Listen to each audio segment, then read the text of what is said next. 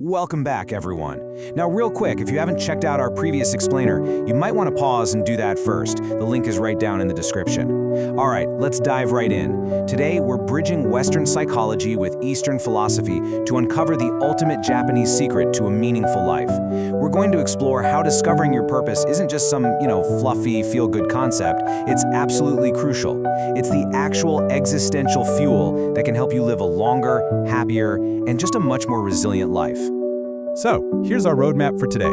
We'll be covering 1. The search for meaning. 2. Viktor Frankl and logotherapy. 3. Real-life logotherapy lessons. 4. Morita therapy in Japan. 5. The practice of Naikan. And finally, 6. Finding your own Ikigai. Let's get to it. Starting with part 1, the search for meaning. To really grasp this, we have to look at a fundamental dilemma of modern society. It's that profound feeling of emptiness and the absolute necessity of finding a true why to live. Why do you not commit suicide? Yeah, I know, it's a totally jarring, provocative question, right? But this was the exact Socratic hook that psychiatrist Viktor Frankl used with his patients. When people came to his clinic in Vienna, he would ask them this very question right off the bat. And what happened? Well, usually, the patient immediately found good reasons not to give up. They'd mention a loved one, an unfinished project, or maybe a fading dream.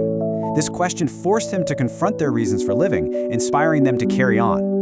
Frankl actually found in his studies that roughly 80% of people believe human beings need a specific reason for living. We literally crave meaning. And this brilliantly illustrates what happens when we lack that meaning. Enter the concept of Sunday neurosis. During the Monday through Friday work week, we're completely distracted, right? We've got rigid schedules, meetings, obligations. But when Sunday rolls around and things suddenly quiet down, a lot of people face this devastating existential emptiness. Without that external direction, they suddenly realize just how empty they feel inside. And people often try to numb this gap with mindless consumption, money, or physical pleasure. But what we really need is our own internal reason for getting out of bed. Moving on to part 2, Viktor Frankl and logotherapy. So now that we deeply understand the problem, let's look at the Western solution developed by Viktor Frankl, which was incredibly born out of his own survival in the Auschwitz concentration camp. While traditional psychoanalysis, think Freud, looks backward into your past neuroses and assumes humans are fundamentally driven by a desire for pleasure, Frankl's logotherapy completely flips the script. Logotherapy pushes you to consciously discover your life's future purpose. It recognizes that we actually have a spiritual dimension to our struggles, realizing that our deepest human drive is toward purpose and meaning, not just momentary pleasure. Frankl believed that mental health actually depends on a certain amount of tension, specifically, the tension between what you've already accomplished and what you still want to achieve in the future. So how does it work? The process of logotherapy moves logically through these 5 key steps. It starts with that profound feeling of emptiness or anxiety we just talked about. Then, the therapist helps you reframe that feeling. This frustration isn't a mental illness, it's actually a spiritual anguish showing your deep desire for a meaningful life. Next, you actively discover your purpose for the specific stage of your life. Once you find it, you consciously accept that destiny. And finally, you use that newfound passion for life as the ultimate fuel to break the chains of the past and overcome the obstacles in your way. That brings us to part 3, real-life logotherapy lessons. To really see how this works in practice, let's look at how Frankl applied this meaning-making framework to real, devastating human suffering. Take this case study of a grief-stricken doctor. It perfectly grounds this high-level psychology into a deeply relatable and frankly heartbreaking human dilemma.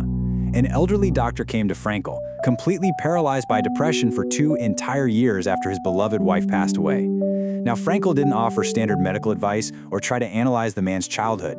Instead, he simply asked him, what would have happened if you had died first? The doctor was horrified. He said it would have been terrible and that his poor wife would have suffered tremendously. And Frankl replied with this incredible insight.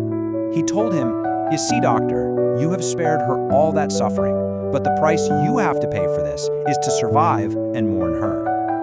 Wow. Frankl's profound response gave the doctor's immense pain a noble purpose. He was bearing the pain so she didn't have to. The doctor didn't say another word. He just shook Frankl's hand and left in peace.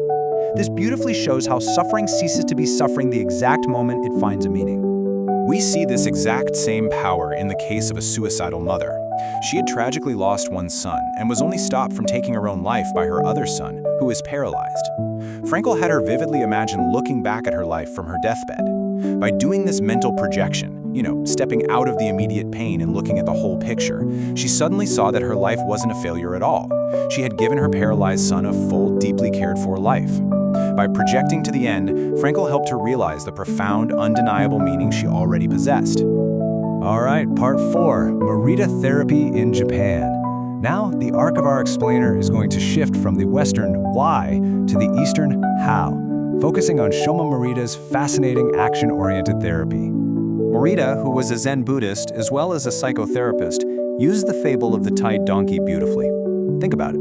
If a donkey tries to escape a post by constantly walking around it in a total panic, it only tangles the rope and traps itself even further. Morita used this simple, vivid metaphor to illustrate how trying to escape or fight our obsessive thoughts only immobilizes us further in our own suffering. Where Western therapies often try to control or change emotions, Morita takes a totally different, accepting path.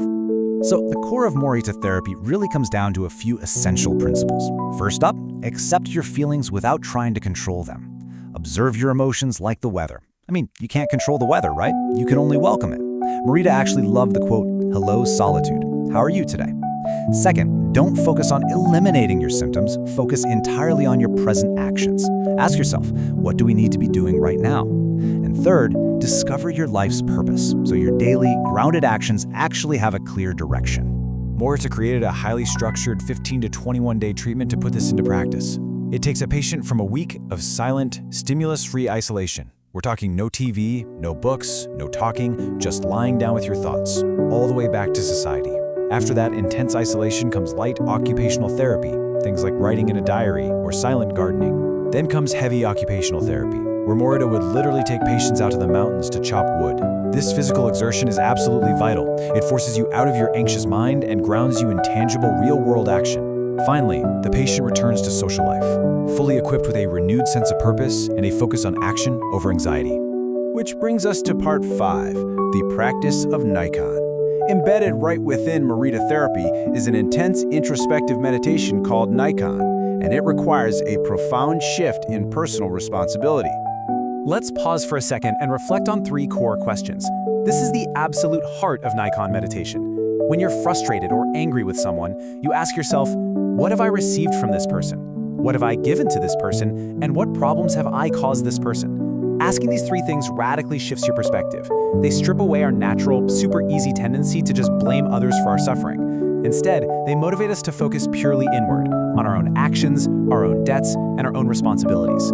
And finally, part 6, finding your own Ikigai. We've explored finding your reason to live through logotherapy and accepting your emotions through Morita therapy.